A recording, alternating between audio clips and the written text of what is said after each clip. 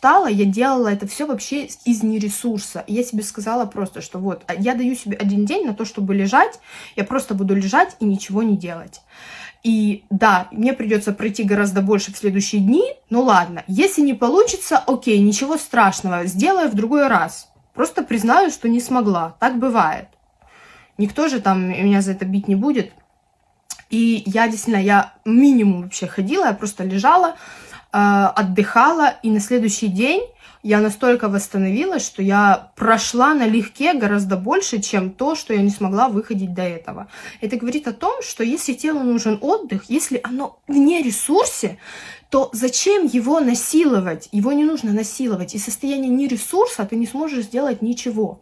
Но если ты дашь себе время отдохнуть и восстановиться, тогда на ресурсном состоянии ты сможешь сделать x2, чем тогда, когда ты будешь себя насиловать чем-то нересурсным.